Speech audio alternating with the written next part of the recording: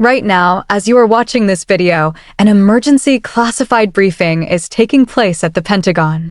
The CEOs of the three largest tech companies in the world have been pulled from their beds. Wall Street analysts are staring at their screens in absolute disbelief. The State Department is scrambling, and I do not use that word lightly.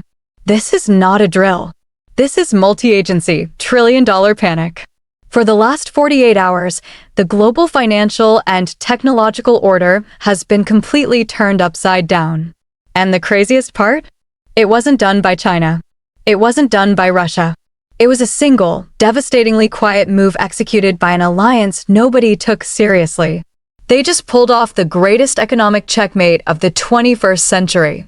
A move so brilliantly structured, so legally bulletproof, and so economically devastating that Washington literally does not have a playbook to respond to it.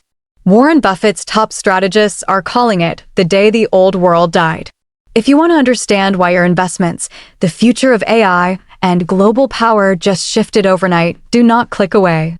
Because what I am about to explain is going to be studied in geopolitical masterclasses for the next 50 years.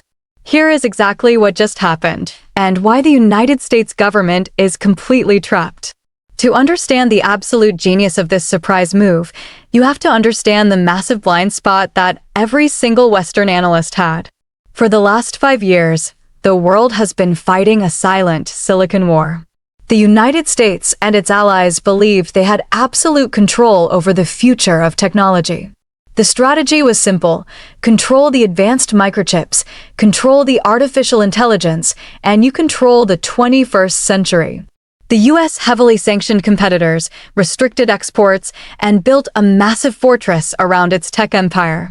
Everyone in Washington assumed the board was set. The US controlled the software and the chip designs. Taiwan manufactured them. The Middle East provided the oil. And the Global South provided the cheap labor and raw materials. There was an unspoken, universally accepted assumption in the halls of the White House: the nations supplying the raw energy and the raw data would never unite. They were too divided, too dependent on the US dollar, too reliant on American military protection. Nobody bothered to model what would happen if the countries controlling the raw critical minerals, the massive sovereign wealth funds, and the global energy supply decided to stop playing America's game and start playing their own. Nobody believed the invisible line could be crossed. Until 72 hours ago, when an alliance known as the Sovereign Nexus, quietly led by a coalition of resource-rich nations from the Middle East, South America, and Southeast Asia, stepped up to the microphone and broke the world. With the precision of a master chess player who has been setting a trap for a decade, the Sovereign Nexus announced the Global Compute and Resource Accord. It wasn't a military threat. It wasn't a tariff. It was a purely commercial, highly structured, 25-year legally binding framework. And it had 3 components that instantly paralyzed the Western world. Component number 1, the compute monopoly. The Nexus announced that they are no longer just exporting raw minerals like copper, lithium, and rare earths to the West. Instead, they have pulled over $3 trillion from their sovereign wealth funds to build the largest, most advanced AI data centers on the planet right in their own backyards, powered by their own endless energy reserves. If American tech giants want access to cheap energy and raw materials to run their AI models, they can no longer take the resources back to California. They have to host their AI inside the Nexus. Component number 2, the silicon bypass. Through a secret, multi-year negotiation, the Nexus secured preferred buyer status for next-generation semiconductor manufacturing equipment. They aren't trying to beat the US at making chips. They are buying the infrastructure to process them. They have cornered the market on the raw energy required to cool and run these massive AI brains. Component number 3, the non-dollar settlement. This is the one that sent shockwaves through Wall Street. Every single transaction for this new global AI infrastructure, the compute power, the energy, the hardware leasing, will be settled in a new, blockchain-verified digital basket of commodities. No US dollars. No American banking system. No vulnerability to US Treasury sanctions. And the genius of it? The carve-outs. The accord specifically prohibits any military use. It strictly adheres to international trade laws. It cannot be legally classified as a hostile act. It is, by every definition, just smart business. But it is business that completely cuts the United States out of the middleman position it has held since 1945. So why is Washington panicking instead of just fighting back? Because in geopolitics, a true checkmate is when every possible move your opponent makes leads to their own destruction.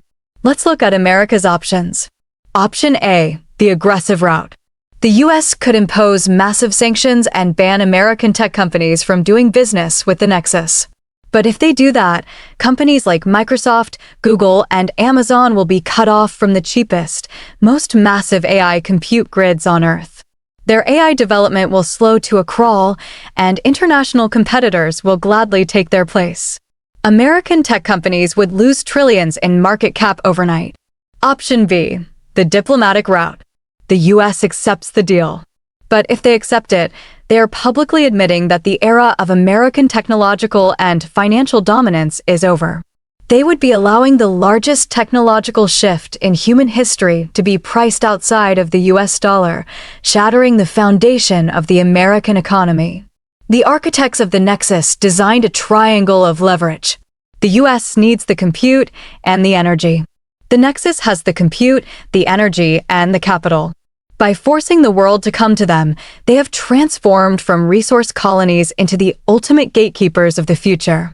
As one top Wall Street analyst anonymously leaked, they didn't break the rules of the game. They just bought the casino. The global reaction has been absolutely breathtaking. Europe, realizing the US shield can no longer protect their tech interests, has already sent silent diplomatic channels to negotiate their own access to the Nexus data centers. Japan and South Korea, heavily dependent on energy imports, are legally reviewing how fast they can integrate into the new payment settlement system. The State Department's strategy relied on the assumption that middle powers had no alternatives. That arithmetic just inverted. Permanently. The Nexus just proved that when you control the physical reality of the digital world, the energy, the metals, the land, you hold the ultimate leverage. Silicon Valley is terrified because they realize they are no longer the ones in control. They build the software, but the Nexus now owns the roads, the electricity, and the toll booths. This wasn't an unprovoked attack. This was the inevitable, rational response of nations that watched the US weaponize its financial system for decades and decided to build an unweaponizable alternative. The old world order didn't end with a bang, or a missile, or a grand declaration of war. It ended with a legally sound, brilliantly structured commercial framework signed in a quiet room that completely redefined who holds power in the 21st century. The United States is now facing a reality it never prepared for. A world where the rules are no longer written in Washington. The scramble continues. The Pentagon is searching for answers. The tech giants are begging for a solution. But the ink is dry. The Nexus is operational. And the trillion-dollar checkmate is complete. What do you think Washington will do next? Will they risk a catastrophic economic war, or will they quietly accept their new place in the world? Let me know your thoughts in the comments below. If you want to stay ahead of these massive global shifts that the mainstream media is too slow to explain, hit that subscribe button, like the video, and turn on notifications. The game has changed, and you need to be paying attention. I'll see you in the next one.